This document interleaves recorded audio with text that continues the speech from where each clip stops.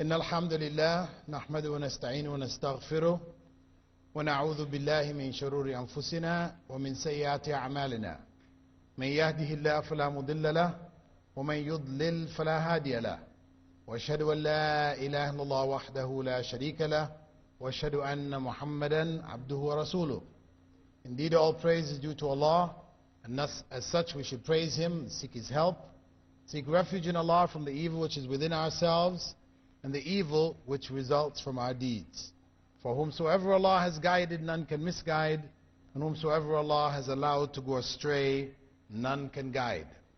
Now I bear witness that there is no God worthy of worship but Allah, and that Muhammad sallallahu alayhi wasallam is the last messenger of Allah.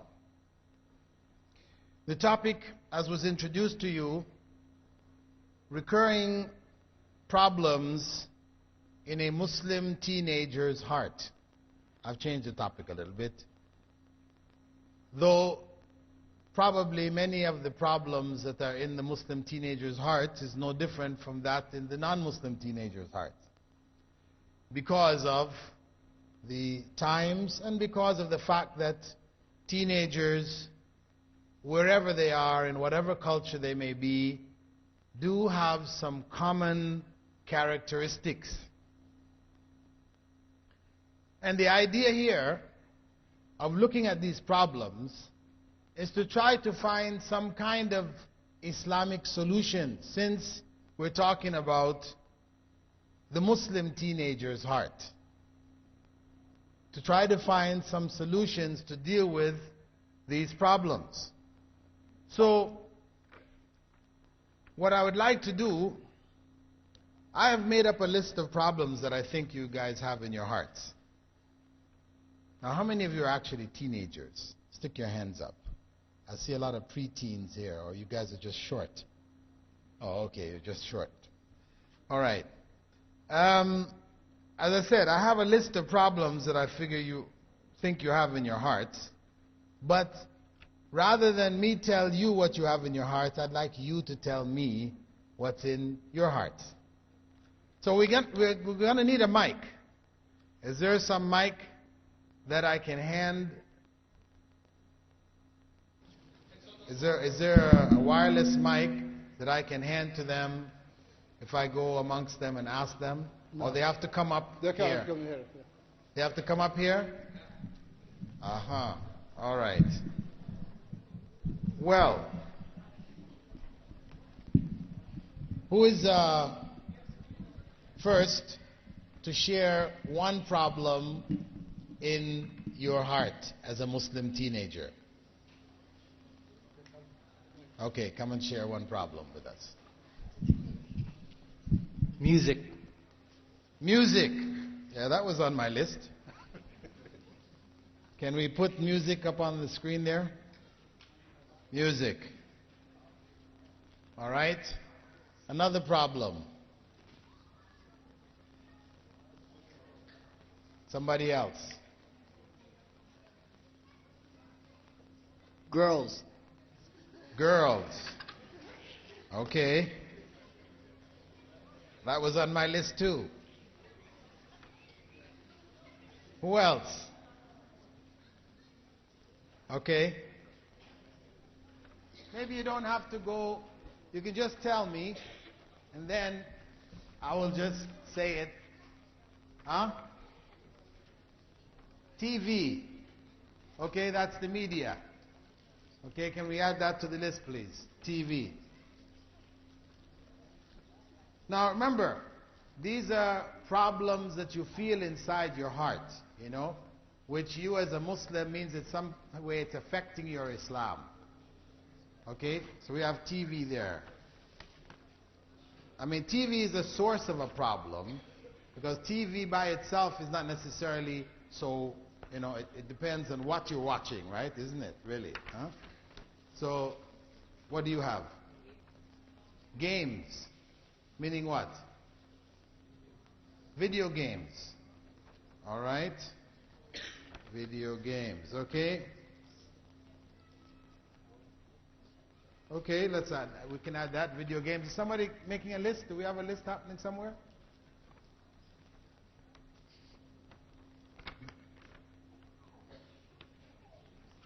Okay, what do you have?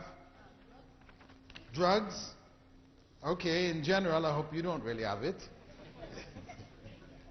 Okay. Yeah, I had drugs down here.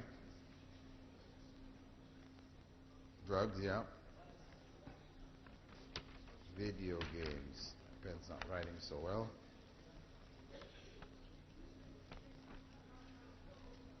Okay. How old are you?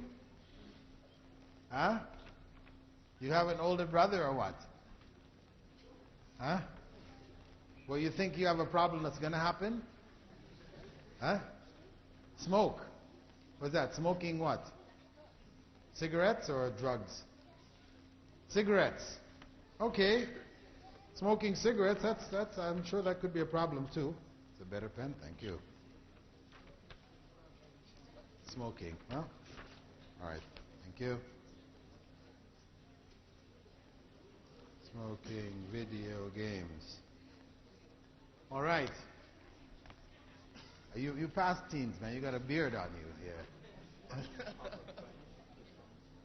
Finding good friends. Okay, so the problem is really bad friends. That's what we're talking about, the problems, right? Bad friends. Good. Clothing, yeah, fashion. I had that one down, yeah, fashion. Parties. Well, is it really parties or is it girls? I think it's girls, right? I think that's the same problem. Okay? Huh? Peer pressure. Well, again, is it peer pressure? The problem which is within your heart is not so much the peer pressure. We're talking about really what's coming out. What's the product of it first? Then we go back and look. Peer pressure is one of the main causes. Okay. What do you have? Huh? Fighting. Okay, I have that down as gangs and bullying. Gangs, you know. You have gangs. Some of the schools, you have gangs. And these gangs beat up on other gangs and other people. Right? Is that a problem? Is that a problem that exists or not? It's real? Okay, gangs. Okay, looks good. Okay. Another problem that I found, okay, nightclubs. But nightclubs, again, that's music and girls, you know, it's everything together there, right? How about this one? Nobody said this one yet.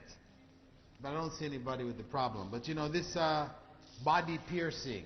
People sticking rings in their nose and their studs in their tongues and stuff like that. I don't see anybody. Anybody got a ring in his nose here? Huh? Alhamdulillah, you haven't gone that far yet, but inshallah. No? Okay.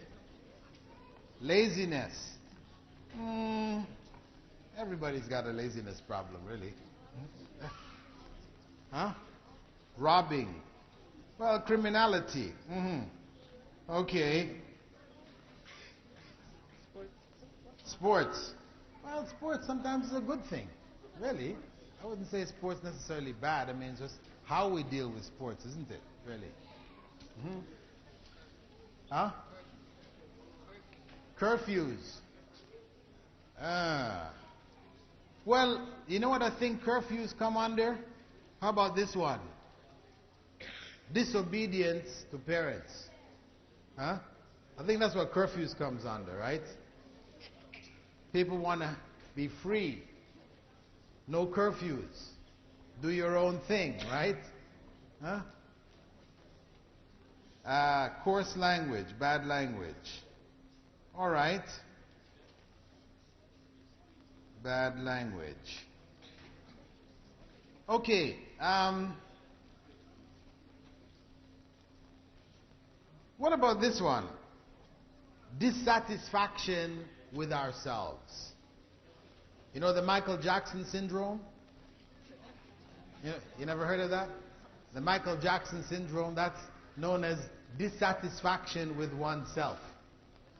You don't like the way you look. You want to look like somebody else. Huh? Is that a problem? Huh? Huh? For the girls. Yeah, okay. Yeah, I think this is dissatisfaction, you know, what people call your body image, how you look, you know, how you want people to be able to see you and to like you, and you know, right? But the other one was crime. We had this. Did we have crime up there? Huh? We said robbing. We said it's really crime, like shoplifting. You know, people going to stores and because they like to have what everybody else has. Other friends of yours have some nice things and you don't have them, so the shortcut is to go to the store and take it when the shopkeeper is not looking, right? Huh? We have some problems with shoplifting, right? That's a crime. Crime, okay. Shoplifting, crime. All right. If we add all of these points that we've looked at, right? These problems which occur and recur inside of your hearts, these are symptoms or products of another problem. Actually, somebody here pointed out that problem. Who said peer pressure? Yeah. This is the big problem, which creates these other problems. Peer pressure. What does peer pressure mean? Can you explain what peer pressure means? What does peer pressure mean? Huh?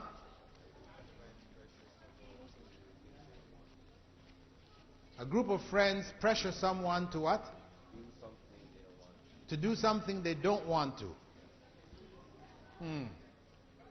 A group of friends pressures someone to do something they don't want to. Well, it may not be something you don't want to. It could be something you don't think you should do. You might want to do it. Because usually when you get pressured, you end up doing something. You have a desire to do it. Because if you had absolutely no desire to do it, then it's much more difficult for peer pressure to affect you. But when you have a desire, you have some desire to want to do this. The girl is in the other room. Maybe if they have something. The girls are in the room. They don't give anything. Oh, from the girls' side. Did they have anything they would like to add before we look further at the peer pressure problem? We have a microphone over in the girls section. If they would like to add anything to the list of recurring problems.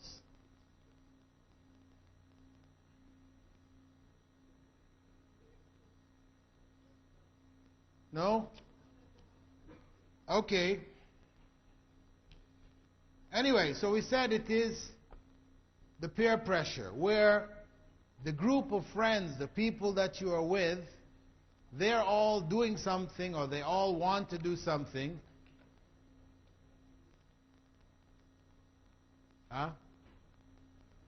They all want to do something, and you may not want to do it because you think it's not really right, but you still would like to do it, and because everybody else is doing it, you end up doing it. This is the peer pressure. And what does Islam say about peer pressure? Anybody have an idea? What does Islam say about peer pressure? It's haram. Those who feel that peer pressure is haram, put your hands up. Those who feel that peer pressure is halal, put your hands up. Sometimes.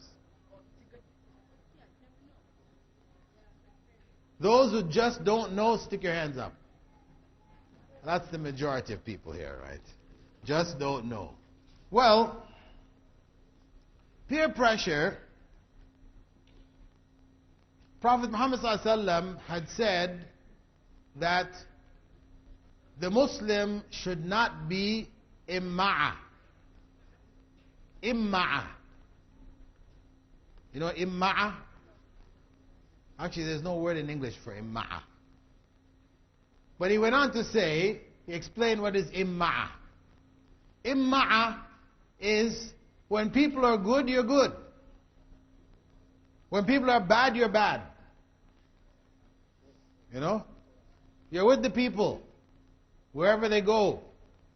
You're the sheep, yes. The sheep in the flock. Flock goes that way, you're going that way. It goes this way, jumping off a cliff, you're jumping off the cliff with them. That's imma'a. Also, that's like we say, is a twig in the stream. In the stream, you know, the water running down the stream. When the twig falls in the water, where does it go? Does it go upstream? It just goes with the stream, right? Or like a leaf in the wind. When the wind blows that way, the leaf goes that way. When the wind shifts this way, the leaf goes this way. That's imma'a. Prophet ﷺ said, the believer, the Muslim, should not be imma'a. So if that's what peer pressure does, when the group wants to go this way, you go that way. When the group wants to go this way, you're going that way, then that's no good. Prophet Muhammad ﷺ said, you shouldn't be like that. What does that mean? It means what? Huh? Yeah, you're following, but not just following, you're a blind follower. You're a blind follower. You can't make up your own mind. Really, it's a sign of weakness. It's weakness of iman, but it's also weakness of personality. You know? You don't have a mind of your own. You can't think for yourself. Is that good? No, it's not good at all. It's dangerous. Yeah, because if the group that you're with happens to be, you know, doing things that are really bad, then you can get yourself in serious trouble. Inshallah, day after tomorrow, you'll hear some stories about young people your ages who were imma'a and ended up in jail. Ended up with many years to serve because they were imma'a. So the believer, the Muslim, is not imma'a. Also, Prophet Muhammad ﷺ had said about imitating people. This is the blind following. Where people are this way, you want to be that way. People are that way, you want to be that way. He said, مَنْ تَشَبَّهَ بِقَوْمٍ فَهُوَ مِنْهُمْ. Whoever imitates a people is like them. Is just like them. Is one of them. So this is not a good state to be in. Muslim must have his or her own personality. Each person has to know who they are. Because each person has to answer to Allah. Your friends can't answer. When you have to stand before Allah on the Day of Judgment, can you call on your friend from your peer group and say, hey, can you answer Allah here for me, please? Allah is asking some tough questions here. I can't answer these. Can you please help me out now? No. It doesn't work. You can't do that. You have to answer for yourself. Each person has to answer for himself or herself. That's why being imma'a or imitating people is no good. Unless the people that you're imitating are good people. If they're good people, then it's good. But most of the time, people are not imitating good people. Most of the time, we're imitating our peer group. We want to be like them. So, if we look at this situation, we have to say that the root of this, where does this come from? These ideas about fashion. Can we get our list up here again, please? All the things. Go back to the top. Where's the top of the list? We have music on the top.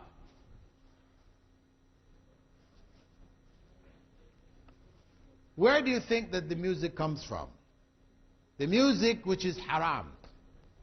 Because we know in Islam there's music which is halal, isn't there? Huh? You didn't know there was halal music? Yeah, there's halal music. Do you have any idea what halal music is? Yusuf Islam? Yeah, he makes some halal music. Yeah. Huh? Huh? Anashid? Yeah. Some anashid, inshallah. Okay, music which doesn't have bad language. That's true. Because if you have music and the people are singing and what they're singing or saying has dirty language, then of course it's haram. Okay, what else? If it has in it what? Huh? Having it what? Arabic music. Stand up. If it has in it what? Huh? Arabic? If it has in it Arabic, it's haram? It's good. Well, no. If it has Arabic, it could have Arabic swear words. You know, they have swear words in Arabic too. So, it's not just having Arabic. Huh? Instruments. Is it all instruments? Huh? Okay, except for the duff. Right? The duff, which is like a hand drum, tambourine. All the other instruments, all of the other instruments are haram. Why? Okay, now if we're going to try to go through all the whys here for all this list here, we might not be able to finish this session on time. But since music is a particular problem, it is important for us to look at a little bit of why. Why are these musical instruments haram? Is it because of their shape? Like guitar has a shape, maybe it looks something like a woman's shape. Is that why it's haram? No? Okay. So, what about a piano? Huh? Why are musical instruments haram?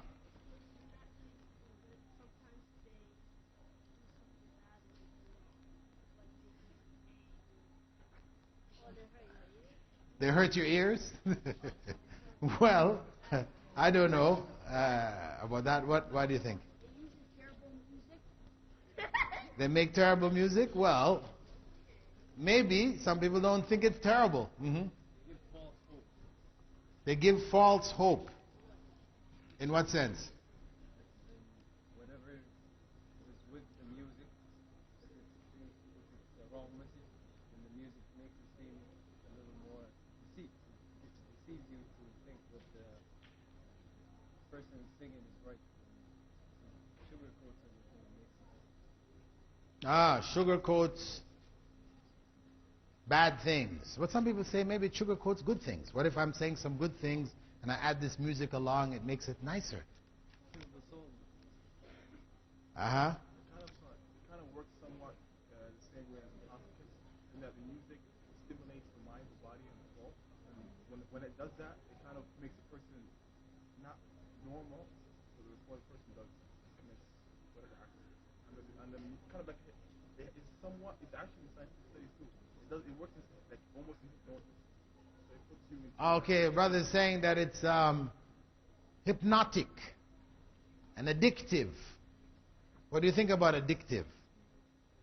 Huh? I think we'd agree on that one, right? Definitely addictive. You get used to it, you don't want to let it go. If you don't have it, then you start shaking, right? Where's my music? Huh? Music. Well, musical instruments they have a way into the heart. They have a way of sneaking into the heart and getting a hold of the heart in such a way that 10 years from now, your favorite song that you have today, 10 years from now, you've forgotten the song. But if you hear 2 or 3 notes from that song, you'll remember the whole song again.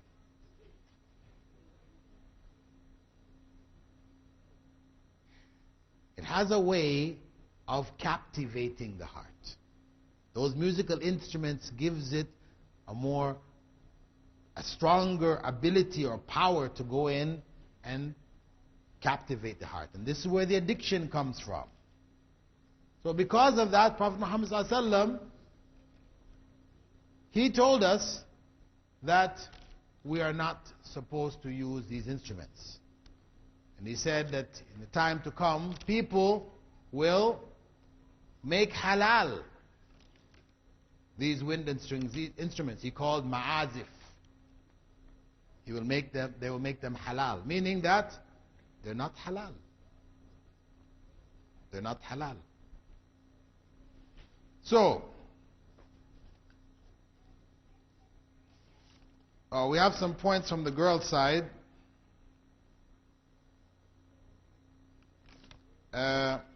One of the problems facing the girls, young girls, is gossip. All right?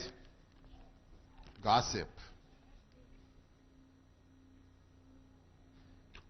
But we said, and the gossip is a product also of peer pressure, where you sit with people and they start talking about other people. Maybe you don't feel that you should really be talking about these people. It's not really right, because gossip really is haram. Prophet ﷺ had said, لا يدخل الجنة نمام. Namam is a person who spreads gossip. Says the Prophet ﷺ says they won't enter paradise. So it means gossip is not a good thing, right? Right? Okay. So what happens? We said that this peer pressure, which is made stronger by the media, what you watch on television, we talked about the TV, the movies, all of these things, it makes these problems which we have in our hearts bigger. Now, where does all this come from?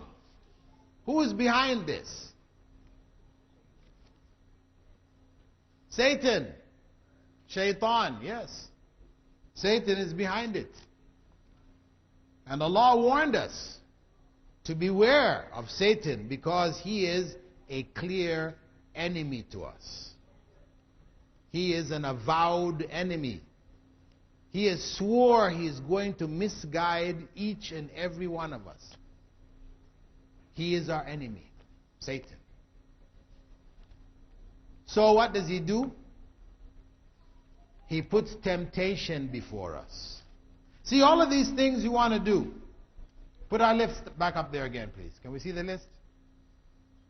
Where's our list? Back to the top.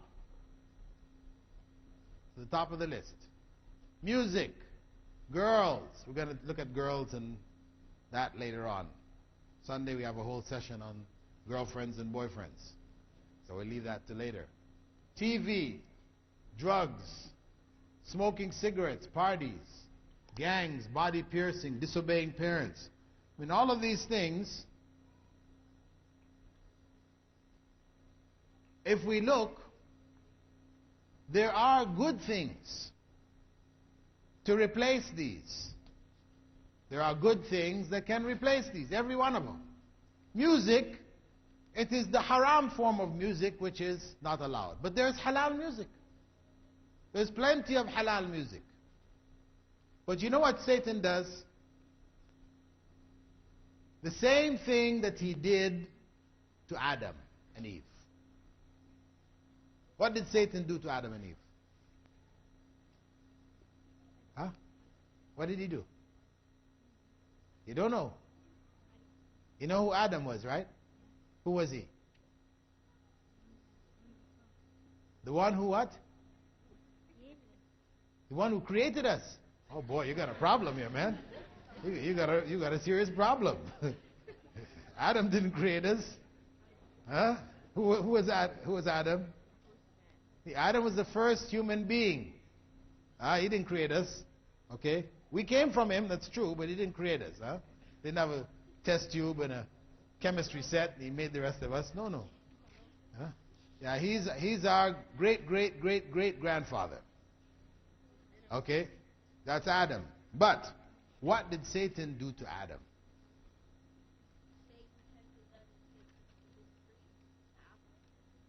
Okay, Satan tempted Adam and Eve to take from the forbidden tree the apple. Was it an apple? Where did you get apple from?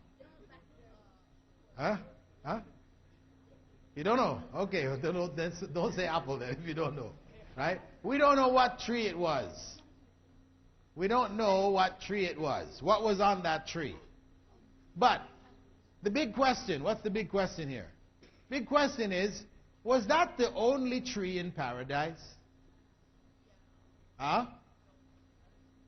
Was that the only tree in paradise? No. There were many other trees. Right?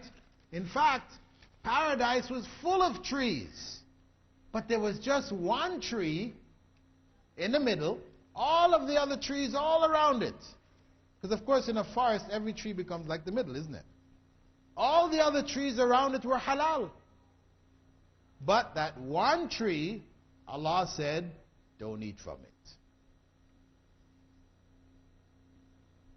Why did Allah say don't eat from it? Was it a good tree? Or was it a bad tree?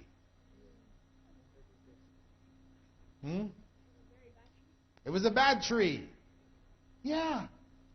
It was a tree which was not really a good tree. Because Allah is not going to say, don't do this if it's good for you. No. If He says, don't do it, it's because it's not good for you. So there was one bad tree. He created a garden full of good trees and one bad tree in there. Okay? So now Adam and Eve, they could eat from all of these other trees. And they ate from the other trees. Wonderful things in the other trees. Now what did Satan do? Satan came to Adam and Eve. No, he wasn't a snake. This is what Christians say, right? He was a snake. Anyway, Satan came to Adam and Eve, right? And he told them, listen, you know that one bad tree, really it's a good tree. In fact, it's the best tree. It's the best tree in the whole of paradise. See, this was a trick, isn't it?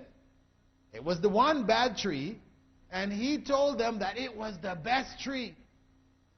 If you eat from this tree, you're going to become kings. And you're going to live forever. Sounds good, right? And wouldn't you like to be a king? Why not? Of course, everybody likes to be a king. You wouldn't like to be a king? Sure, all of us would like to be a king. Would you like to live forever? Not die? Sure. So, this was the trick of Satan. He fooled Adam and Eve into thinking that the one bad tree was the best tree. And that's what he's doing now with all of this whole list that we have there. Right? All of these things, where it involves haram, right? These are all bad things. Where it involves haram. I'm not saying everything, because we say girls. Are girls haram? No. Girls are not haram, but, where you have relations with girls that you're not supposed to have, that's haram. So we're talking about all of these haram things that are there on our list. There are good things to say, if we think about it. Bad language. How many swear words are there? Huh? You know how many swear words? How many swear words are there? 13. Oh, you've done some real research here. Came up with 13 Swear words. 13 is, of course, supposedly a bad luck number for these people, right? Well, anyway, you came up with 13. Well, probably there's a lot more than 13, but 20 or 50, even 100. If we say there's 100, and I'm sure if I asked you, make a list of all the swear words you know, you probably wouldn't get past 20. You probably wouldn't get past 20. How many words are there in the dictionary? No, that's not. I'm giving you a comparison, something to compare to. If you can only think of, no matter how hard you try, you could only find 20 or 25 swear words, if that. And the dictionary contains thousands. Huh? Well, it depends on the size of your dictionary. But say thousands of words, right? If you have 25 bad words, and you have thousands of good words, why are you going to focus on those 25 bad words? Satan. Satan makes you think that those 25 bad words, these are the good words. Isn't it? These are the words we should be saying because our friends, our buddies, they're all saying it. So we should be saying that. These are the words we need to say. But really they're not. That is the same trick of Satan. And if you go through all the things, the drugs, all the drugs that people take, there are so many other things which are pleasurable. The amount of drugs are limited. The number of plants which produce these drugs, which are harmful to us, there are millions of other plants which produce things which are good for us. Why do we want to leave the good plants and go to the harmful plants? Who's behind that? Satan, Shaitan. He's the one behind it. So, this is part and parcel of Satan's plan. To make the haram things seem pleasing to us. So we like it. We feel that these are the things we have to do. But really, there are so many other good things we could do instead. Okay, so what is the solution? What is our solution? Well, I've figured out 4 basic solutions. The first solution is to protect ourselves with dua. Before we go to sleep every night, Prophet Muhammad ﷺ said we should recite 3 surahs. What are they?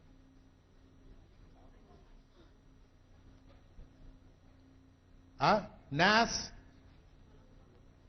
Falaq and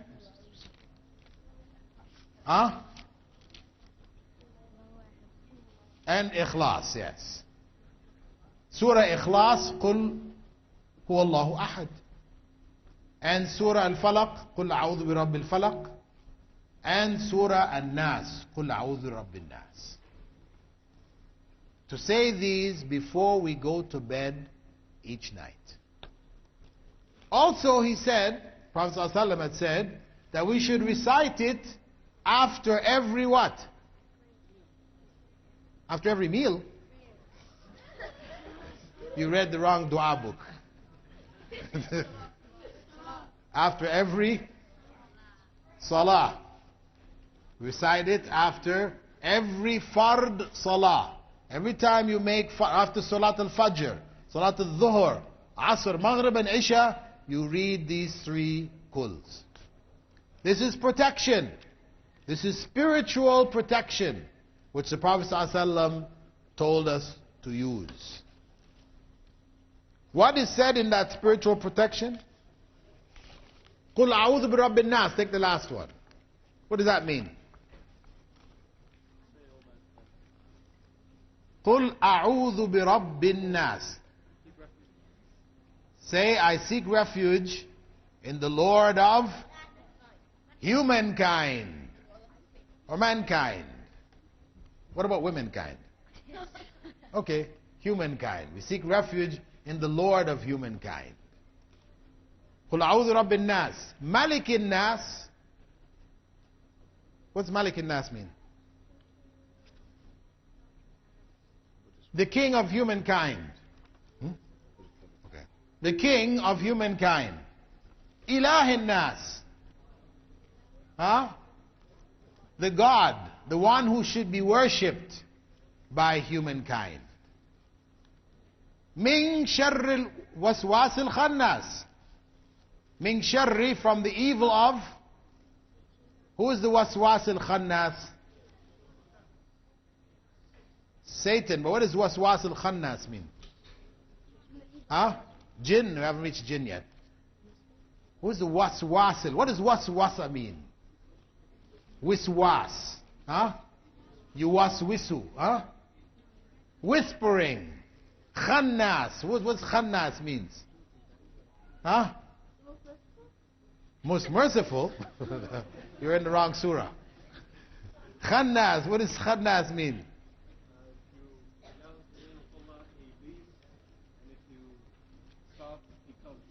Khannas is a sneaky guy. He whispers in your heart, buzz, buzz, buzz, and he runs away. He leaves you. That's the khannas. Alladhi yuwaswisu fi sudur nas, who whispers into the hearts of humankind. From who? Min al-jinn nati wan nas, from humankind and the jinn. So this waswas al-khannas could be a person, your friends, the peer group, or it could be from the jinn. So we seek refuge. This is spiritual protection for us.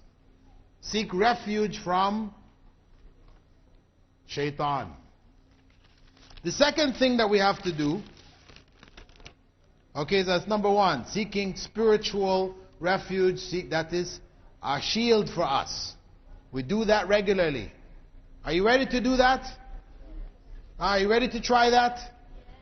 Before you go to bed at night, you recite the 3 kuls in your hands. You sit and put your hands in front of you, recite them. What do you do after you finish reciting?